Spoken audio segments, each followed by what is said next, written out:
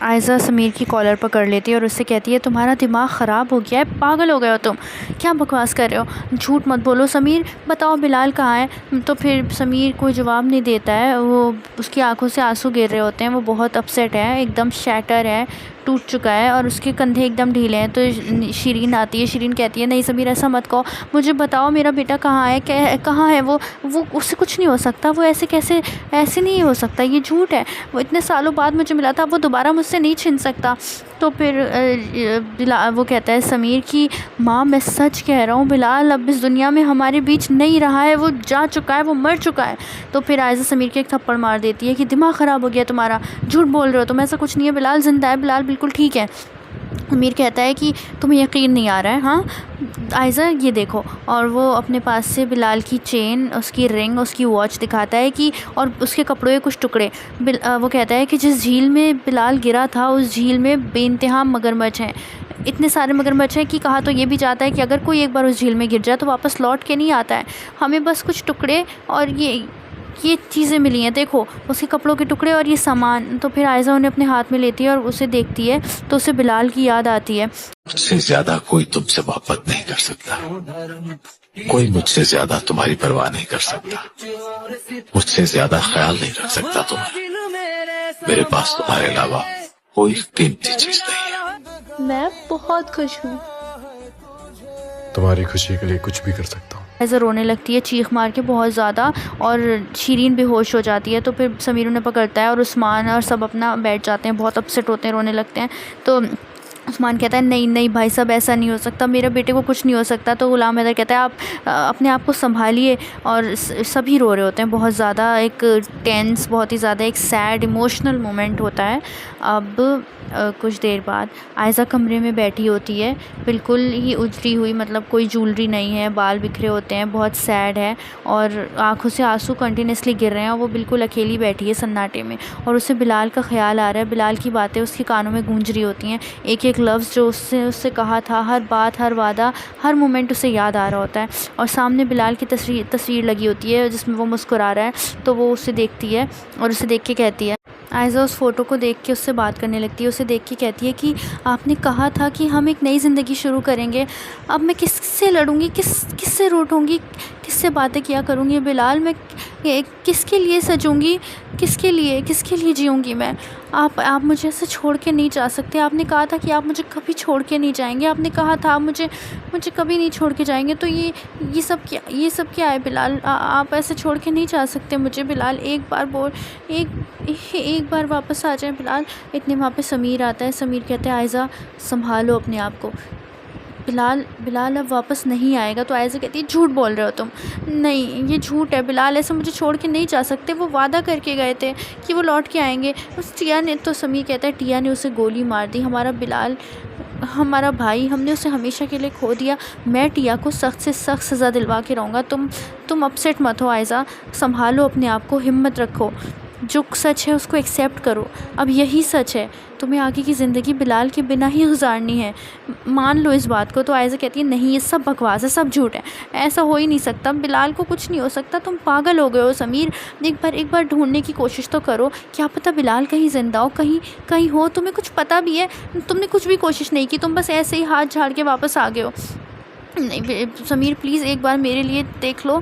तो फिर समीर कहता है आयज़ा वो मेरा भाई था, मुझे इतने सालों बाद मिला था, तुम्हें क्या लगता है मुझे उसकी चाहत नहीं होगी, मैंने उसे इतना ढूंढा, हर तरफ तलाश किया, मगर बिलाल कहीं नहीं मिला, क्योंकि वो कहीं है ही नहीं आयज़ा, वो जा चुका है हम सबसे बहुत दूर, दूसरी दुनिया में, और अब वो तुम्हें ऊपर ही मिलेगा। तो फिर आयज़ा कहती है अच्छा तो फिर ठीक है, अगर बिलाल नहीं है तो हमें भी जी के कुछ नहीं करना। वो सामने जो फ्रूट बास्केट में चाकू रखा होता है वो उठा लेती है। तो समीर कहता है पागल हो गई हो क्या, ऐसा छोड़ो इसे। तो आयज़ा कहती है नहीं हमें भी बिलाल के पास जाना है, समीर तुम छोड़ दो इसे। तो वो आयज़ा से छीनता है चाकू और आयज़ा को पीछे धक्का देता है कि पागल हो गई हो तुम, दिमाग ख़राब हो गया तुम्हारा, हाँ ये क्या करने जा रही थी। तो आयज़ा कहती है हमें हमारा बिलाल वापस ला के दो, और वो चीख मार के रोने लगती है। तो समीर उसे छुपाता है। अब ऐसे ही अगला दिन हो जाता है, सब बहुत ज़्यादा अपसेट हैं, बहुत रोना धोना घर में मचा हुआ है। अब गज़ाला आती है भागती हुई, गज़ाला कहती है मेरा बिलाल, मेरा बेटा। तो शिरीन कहती है तुम क्यों आई हो यहाँ, क्या लेने आई हो, अब हमें उजड़ा हुआ देखने के लिए आई हो। तो फिर गज़ाला कहती है कि तुम ही मनहूस औरत हो। तुमने मुझसे मेरे बिलाल को छीन लिया। जब से वो मेरे साथ था, महफूज था, उसे एक खरोच तक नहीं आने दी मैंने। और तुम्हारे उसकी ज़िंदगी में आते ही मेरा बिलाल मुझसे छिन गया, दूर चला गया मुझसे मेरा बिलाल। तो फिर वो रोने लगती हैं बहुत ज़्यादा। तो फिर शीरीन कहती है कि बेटा तो मेरा गया है, तुमने तो सिर्फ उसे छीना था धोखे से। किस्मत तो मेरी देखो कि इतने सालों बाद मिला और फिर मुझसे छिन गया।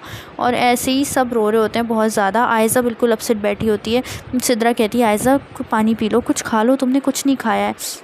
आयज़ा कहती है नहीं, मुझे कुछ नहीं खाना, कुछ नहीं खाना, मुझे सिर्फ बिलाल चाहिए। सिद्रा प्लीज़ तुम कुछ करो ना। तो उन्होंने तुम्हारे लिए भी तो कितना कुछ किया था ना, तुम्हें याद है? तुम्हारी शादी के लिए उन्होंने अपना बंगला तक दे दिया था। तुम कुछ करो ना, उन्हें वापस ले आओ प्लीज़।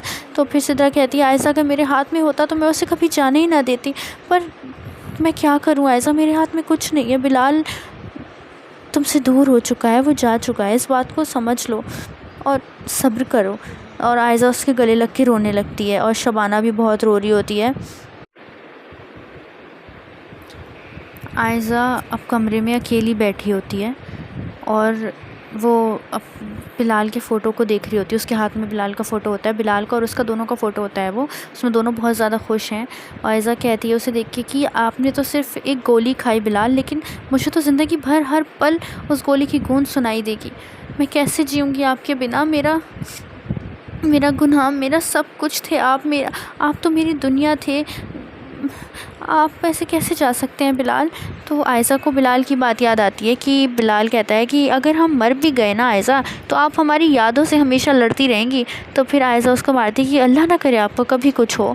अब आयज़ा रोती हुई हल्की सी हंसी के साथ कहती है आप कहते थे ना हम ज़्यादा रोएं तो आपकी रूह को तकलीफ़ होगी, तो देखिए मैं रो रही हूँ, हर रात हर दिन आपको तकलीफ़ हो रही है ना बिलाल। वो बिलाल का फ़ोन खोलती है, लास्ट वॉलपेपर पे उनकी सेल्फ़ी लगी होती है। बिलाल की आंखों में मोहब्बत, आयज़ा के चेहरे पे शर्माहट। वो आयज़ा उसे देखती है, उस फ़ोटो को चूम लेती है, कहती है आपने तो सिर्फ़ एक गोली खाई है, मगर मुझे ज़िंदगी भर के लिए मार दिया बिलाल। क्यों चले गए आप मुझे छोड़ के अकेला तन्हा? ये भी नहीं सोचा कि मेरा तो कोई भी नहीं है। अब रात का वक्त होता है, मौसम उदास है, बारिश हो रही है। आयज़ा बिलाल के कमरे में आई है जहाँ सब कुछ वैसा ही वैसा पड़ा है जैसा बिलाल छोड़ गया था। वो बिलाल की वाइट कुर्ता उठाकर सीने से लगा लेती है। बिलाल की खुशबू अब भी उसमें बसी है। आयज़ा रोती हुई हल्की सी आवाज़ में कहती है आप कहते थे ना कि आयज़ा हम आपको इन कुर्ते में ज़्यादा अच्छे लगते हैं, तो हम सारी ज़िंदगी बस यही पहनते रहेंगे। आपने आके हमारी ज़िंदगी में रंग भर दिए हैं, आपकी वजह से हमने नए रंग जाने, वरना हम तो काले और सफ़ेद रंग में ही उलझ के रह गए थे। बिलाल क्यों चले गए आप गए तो सिर्फ ज़िंदगी नहीं छोड़ी, खुशबू भी ले गए, मुस्कुराहट भी ले गए, ज़िंदगी जीने का मकसद भी ले गए। कभी लगता है बस दरवाज़ा खुलेगा और आप अंदर आकर हमसे कहेंगे हम आ गए आयज़ा। डोर पे हल्की सी हवा से आवाज़ होती है। वो पलट के देखती है पर कोई नहीं होता। वो फिर उदास आंखों से कहती है फिर से मेरी बेवकूफ़ी, आप तो अब सिर्फ यादों में हैं बिलाल। अब कुछ दिन गुजर जाते हैं। आज भी दरवाज़ा देखकर लगता है कि आप आ जाएंगे। बिलाल का कमरा होता है, आयज़ा बिलाल के कमरे में आई है। सब कुछ वैसा ही है क्योंकि आयज़ा ने कुछ चेंज नहीं किया है, सब कुछ वैसे ही छोड़ दिया था। उसके कपड़े हर चीज़ वैसी छोड़ दी थी। वो अलमीरा से बिलाल का परफ्यूम निकालती है, अपने दुपट्टे पे छिड़कती है, फिर उसके पिलो को गले लगाकर रोती है और बहुत ज़ोर ज़ोर से रोने लगती है। तो आयज़ा कहती है कि बिलाल आपके बिना हम सांस भी नहीं ले पा रहे हैं, हमने नहीं सोचा था कि हम इस तरह से अलग हो जाएंगे। अब एक वीडियो होती है तो आयज़ा देखती है, अपनी गैलरी खोलती है तो उस वीडियो में बिलाल की वीडियो है जिसमें आयज़ा शायद बिलाल से नाराज़ है, तो बिलाल उसे मना रहा होता है। तो वो कहता है बेगम आप नाराज़ होती हैं तो हमारा दिल हिल जाता है, थोड़ा सा प्यार भी कर लिया कीजिए हमसे। तो आयज़ा रोती है, स्क्रीन को चूम कर कहती है अब तो हर तस्वीर में आप बोलते हैं और हर तस्वीर बात नहीं करती। आपकी यादों में जीना तो सिखा लिया है पर मरना अब भी मुश्किल है बिलाल।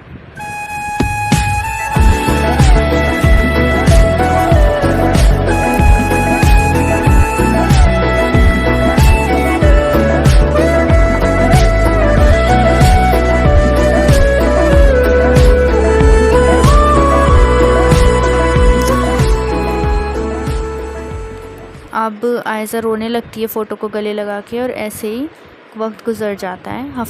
एक हफ़्ता गुज़र जाता है। तो आयज़ा फिर उदास है, कमरे में खिड़की के पास खड़ी होती है और बाहर देख रही होती है। उसका दिल बहुत ज़्यादा उदास है, कमरा बिल्कुल खाली है और आयज़ा धीरे से जाकर बैठ जाती है खिड़की के पास और अपनी डायरी उठाती है और उस डायरी में लिखती है कि बिलाल, सब कहते हैं वक्त के साथ सब ठीक हो जाता है, लेकिन वक्त ने तो सिर्फ़ आपकी यादों को गहरा बना दिया है। आपके बिना मैं अधूरी हूँ। मैं अब भी रात में आपकी आवाज़ सुनने के लिए वॉइस रिकॉर्डिंग्स ऑन कर लेती हूँ। आज भी ऐसा लगता है कि करवट लूँगी तो बराबर में आप सोए होंगे और धीरे से मुझे अपनी बाहों में लेकर कहेंगे कि सो जाइए बेगम, हम हैं यहीं आपके पास। आज भी ऐसा लगता है कि आप पीछे से आकर हमें अपनी बाहों में ले लेंगे और हमसे कहेंगे कि बेगम हम आ गए। आज भी जब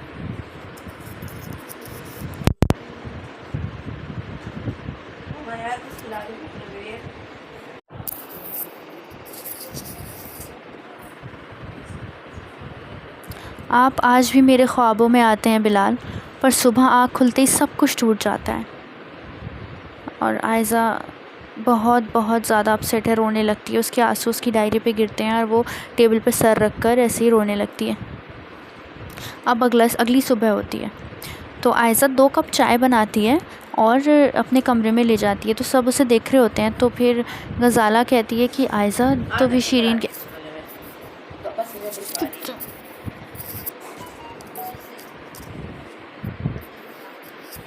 अब शिरीन उसे देखती है तो उसे डाउट होता है। वो समीर से कहती है कि आयशा 2 कप चाय अपने कमरे में क्यों लेके गई है।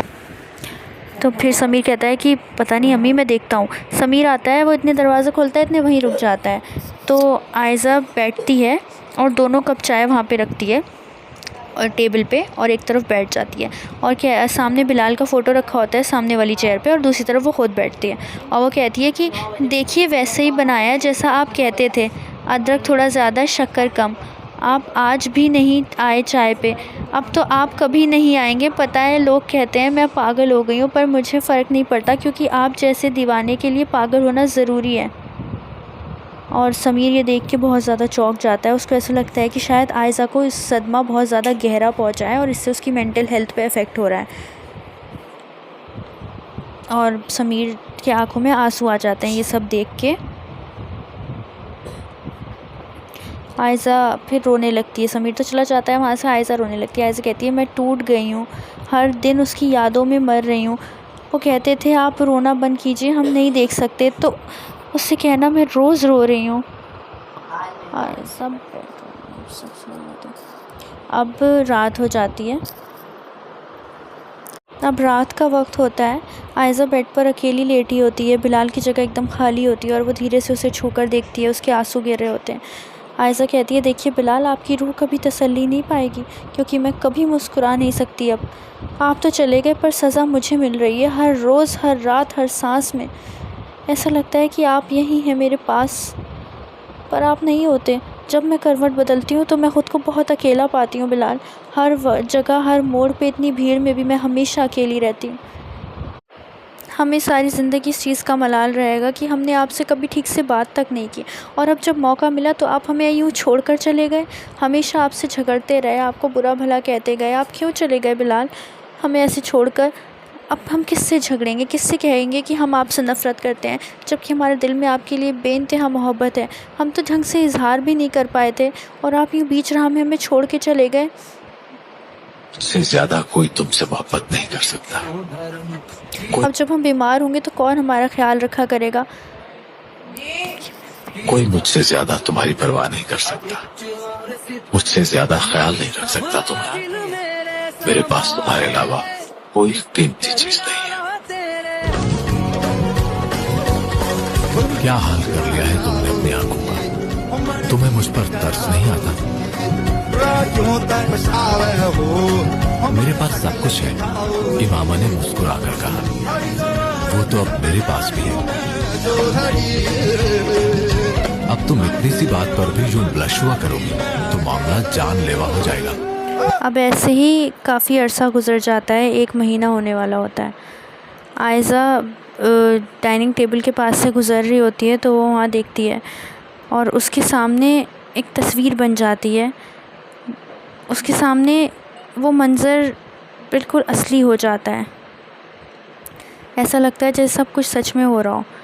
बिलाल मुस्कुराते हुए बिलाल न्यूज़पेपर लेकर बैठा है, ग्लासेस लगाए हुए चाय पी रहा होता है। वो कहता है कि बेगम आपकी बनाई अदरक वाली चाय पिए तो दुनिया भी फ़िदा हो जाए। आप अगर दुकान लगाएं तो माला माल हो जाएंगी। आयशा हंसती है, चाय की दुकान, रोज़ रोज़ इतनी तारीफ़ करेंगे तो फिर वैल्यू ख़त्म हो जाएगी। तो फिर बिलाल कहता है तो हम रोज़ अलग तरह से तारीफ़ कर देंगे ना। तो फिर आयशा हंसती है। फिर बिलाल कहता है वैसे मीठा हमेशा कम रहता है आपकी चाय में। तो फिर आयशा कहती है आप ही तो कहते हैं ज़्यादा अदरक और हल्की शक्कर वाली चाय चाहिए आपको। तो फिर बिलाल कहता है हाँ वो तो, लेकिन फिर भी मीठा एडजस्ट तो करना पड़ता है ना। वो आयशा का हाथ खींच के अपनी गोद में बिठा लेता है। तो फिर आयशा हंसने लगती है। वो कहती है कोई आ जाएगा, हटी छोड़िए हमें। अब आयशा के आंसू निकलते हैं। वो देखती है उसकी चेयर बिल्कुल खाली है, वहाँ कोई नहीं है। अब आयशा बिलाल की स्टडी में जाती है कुछ बुक्स रखने, और वहाँ देखती है तो उसे लगता है जैसे बिलाल बैठा हो और वो बुक्स रीड कर रहा है अपने ग्लासेस लगाए, और वो आयशा को देखता है और मुस्कुराता है। तो आयशा स्माइल करती है, लेकिन बिलाल वहाँ पे नहीं होता है। आयशा कहती है आपका कॉर्नर अब भी वैसा ही है बिलाल, सिर्फ आप नहीं हो। अब वो बेडरूम में चली जाती है। लाइट नहीं जलाती, सिर्फ चांद की रोशनी पड़ रही होती है। वो अपने हाथ उस जगह रख देती है जहाँ बिलाल सोता था। फिर आंखों के सामने वो पल लौट आता है। बिलाल नींद में पलटकर उसे अपनी बाहों में खींच लेता है। बिलाल, हमारे बिना नींद कैसे आती है आपको बेगम? तो आयशा, और आपके बिना ज़िंदगी कैसे चलेगी बिलाल? और उसके आंसू गिरते हैं। तो अब स्टडी रूम में वो जाती है वापस से, क्योंकि आयशा को कहीं पे भी सुकून नहीं मिल रहा था। कभी वो कमरे में बैठ जाती है तो थोड़ी देर घबरा कर वापस नीचे आ जाती है। तो वो वापस स्टडी रूम में जाती है तो वहाँ देखती है आयशा टेबल की कुर्सी पर हाथ रखती है। फिर याद आता है। बिलाल स्पेक्स उतार कर आँखों से थकावट से बोलता है आज बहुत काम था, पर आपका चेहरा देखकर सब थकान चली गई। आयशा मुस्कुराते हुए यादों में, फिर लौट आए ना एक दिन, थकान लेकर ही सही पर लौट आए बिलाल। Back to present. वो स्टडी टेबल पर सिर रख के रो पड़ती है। सिर्फ दर्द, खामोशी और एक आवाज़, बेगम हम आ गए। वो पलक उठा के देखती है लेकिन कोई नहीं होता है। आयशा को लगता है कि शायद बिलाल किसी दिन लौट आए, मगर ऐसे ही महीने गुजरते जाते हैं और बिलाल नहीं आता। और आयशा की तन्हाई और उसके ज़ख्म और भी ज़्यादा गहरे होते जाते हैं। एक दिन आयशा कमरे में होती है, रूम साफ़ कर रही होती है, तो इतने उसको दरवाज़े की आहट होती है और उसे ऐसा लगता है शायद बिलाल है। वो फ़ौरन पलट के देखती है पर वहाँ कोई नहीं, सिर्फ हवा थी। तो फिर आयशा कहती है कि पता नहीं हर आहट पे ऐसा लगता है कि आप आएंगे बिलाल, मगर आप नहीं आए। इतने महीने हो गए, 3 महीने गुजर गए बिलाल, पर आप एक भी दिन नहीं आए। हर रोज़ आपको इतनी शिद्दत से याद किया है, मगर आप नहीं आए। शायद हमारा दिल ये मानना ही नहीं चाहता कि आप हमें छोड़ के जा चुके हैं। अब नीचे सब लोग बैठे होते हैं तो शिरीन कहती है कि जो कुछ भी हुआ है बहुत बुरा हुआ है, मैं इस सदमे से कभी उभर नहीं पाऊँगी। मगर आयशा तो जवान है, उसके सामने तो उसकी पूरी ज़िंदगी पड़ी है। वो अपनी ज़िंदगी ख़राब कैसे कर सकती है? हमें आयशा के लिए कुछ सोचना चाहिए। तो फिर वो कहती है शबाना कि क्या कर सकते हैं? तो फिर वो कहते हैं, शिरीन कहती है कि हमें आयशा की दूसरी शादी करवा देनी चाहिए। तो फिर शबाना कहती है कैसी बात कर रही हैं आप? आयशा इस बात से ना सख्त नफ़रत करती है, कभी भी दूसरी शादी के लिए नहीं मानेगी वो। तो फिर शिरीन कहती है पर समीर तो है, समीर से तो करवा सकते हैं ना। तो इतने समीर वहाँ आता है। समीर कहता है मॉम आप कैसी बातें कर रही हैं? आयशा मेरे बड़े भाई की बीवी है, मैं उसको अपनी बीवी बनाने के बारे में सोच भी नहीं सकता। तो फिर आयशा वहाँ ये सब सुन लेती है। आयशा कहती है कैसी बातें कर रहे हैं आप लोग? हाँ, बिलाल को गए अभी ढंग से कुछ महीने ही हुए हैं और आप लोगों ने हमारी शादी रचाने के ख्वाब सोच लिए।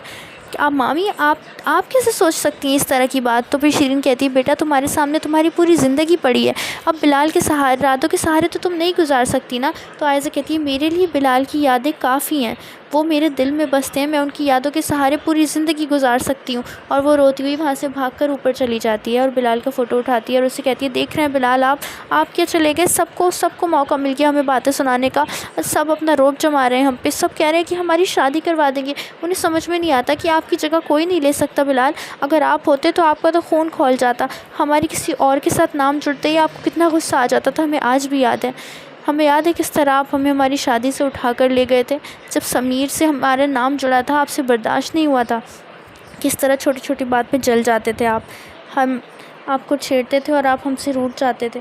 पर अब तो आप कहीं भी नहीं हैं बिलाल, हम आपकी यादों के सहारे जी लेंगे, मगर आपके बिना ये ज़िंदगी बेरंग हो चुकी है बिलाल, बिल्कुल ख़त्म, सब कुछ ख़त्म हो चुका है। पीछे से समीर आता है। समीर कहता है आयशा तुम्हें बिलाल की यादों के सहारे जीना है तो कोई तुम्हें रोक नहीं रहा है।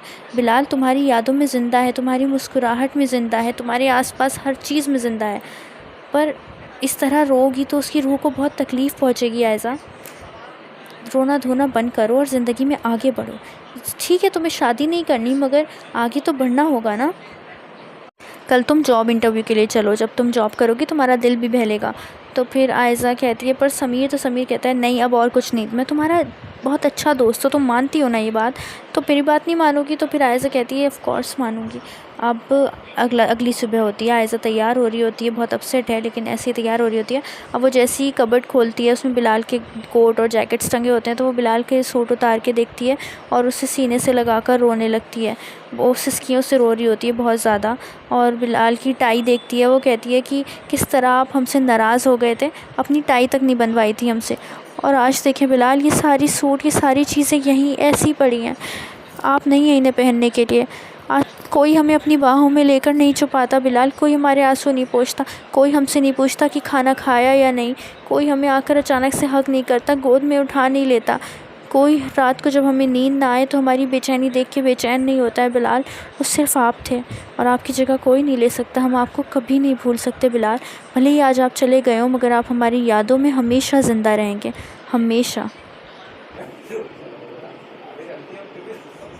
आयज़ा ने लाइट ब्लू कुर्ती पहनी है, आंखों में हल्का काजल लेकिन चेहरे पर उदासी। वो एक बड़ी कंपनी में अपनी इंटरव्यू के लिए जाती है। बस में बैठती है, हाथ में सीवी का फ़ोल्डर, दिल में उदासी। वो कार से नहीं जाती, क्योंकि वो कार से जब भी जाती थी हमेशा बिलाल के साथ जाती थी और वो से ये कहती थी कि हमने आपसे शादी की, ना कि आपके ड्राइवर से। जब भी कार चलाएंगे आप खुद चलाएंगे। अब समीर तो वहाँ होता नहीं है, किसी काम से उसे बाहर जाना पड़ता है, तो इसलिए आयज़ा बस से ही जाती है। तो अब उसका मन बहुत घबरा रहा होता है। जब वो रिसेप्शन पे पहुँचती है उसे याद आता है बिलाल कैसे उसे हिम्मत देता था जब वो पहली बार कैट वॉक करी थी उसने उसके कंपनी के लिए। तब उसने जिस तरह वहाँ पे बिलाल ने उसको हिम्मत दी थी, वो सारी बातें उसको याद आती हैं। बिलाल का चेहरा आयज़ा की आंखों के सामने घूम जाता है। आयज़ा झुककर फ़ोल्डर नीचे रखती है और वो जो रिसेप्शनिस्ट होती है वो कहती है कि बोल दिया ना पहले से, इंटरव्यू के लिए 5 मिनट लेट हो, देखना पड़ेगा अब बुलाएंगे भी या नहीं, यहाँ नीचे रख दो अपनी फ़ाइल। आयज़ा डर के अंदर जाती है जब 3 लोग पहले से बैठे होते हैं। वो कहते हैं तुम्हारे पास सिर्फ इंटर्नशिप है, क्या कर लोगी इतनी कंपनी में, तुम्हारी प्रोफाइल वीक है। आयज़ा की आंखों में आंसू भर आते हैं लेकिन वो चुप रहती है। उस मोमेंट उसे बिलाल की याद आती है, उसके साथ उसकी बातें फ्लैशबैक में। हम जिंदगी के हर मोड़ पे आपके साथ खड़े मिलेंगे आयज़ा, दुनिया कुछ भी कह ले, हम दुनिया से लड़ जाएंगे सिर्फ आपके लिए। हमारे होते कोई आपको कुछ नहीं कह सकता। आफ्टर ऑल आप अशरफ डिज़ाइंस की मालकिन जो हैं। तो आयज़ा को वो चेयर पे बैठाता है और हंसता है। तो आयज़ा कहती है बस भी कीजिए, हमारे पास कोई इतनी डिग्री नहीं है। तो फिर बिलाल कहता है कोई बात नहीं, हम कह रहे हैं ना, हम आपको पूरी डिग्री परस्यू करवाएंगे और उसके बाद आप हमारे साथ MD बन जाएंगे। तो आयज़ा कहती है बस कीजिए बिलाल, आप बिना अपने ख्यालों में जीते रहते हैं। तो फिर बिलाल कहता है ख्याल नहीं, हकीकत है। अब वो आयज़ा का ख्याल टूटता है, आयज़ा की आंखों से आंसू बह जाते हैं। वो अपना इंटरव्यू छोड़ के वहाँ से बाहर आ जाती है और अपने आंसू पोंछती है। आयज़ा कहती है बिलाल आप होते ना तो मुझे ऐसे बोलने नहीं देते, आप मेरे लिए दुनिया से लड़ जाते, आज कोई नहीं था मेरे साथ। वो हाथ से अपनी आंखें पोंछती है। आपके बिना ज़िंदगी सिर्फ लड़ाई लग रही है बिलाल, जिसे मैं हर रोज़ लड़ रही हूँ। आपके बिना ज़िंदगी गुजारना बहुत मुश्किल है। उन लोगों ने जिस तरह मुझसे बात करी, आपकी वजह से मैं इतनी कमज़ोर बन गई हूँ। पहले मैं कभी ऐसे नहीं रोती थी, आपने मुझे इतना ख़्याल रखा, ऐसे पलकों पे बैठा के रखा, इतने नाज नखरे उठाए कि जिस तरह आज उन लोगों ने मेरी इंसल्ट की और मेरे मुंह पे फ़ाइल फेंकी, मुझसे बर्दाश्त नहीं हुआ बिलाल। अगर आज आप होते तो ऐसा कुछ नहीं होने देते। So guys, if you like the episode, please like it, subscribe my channel for more episodes. Thank you, bye.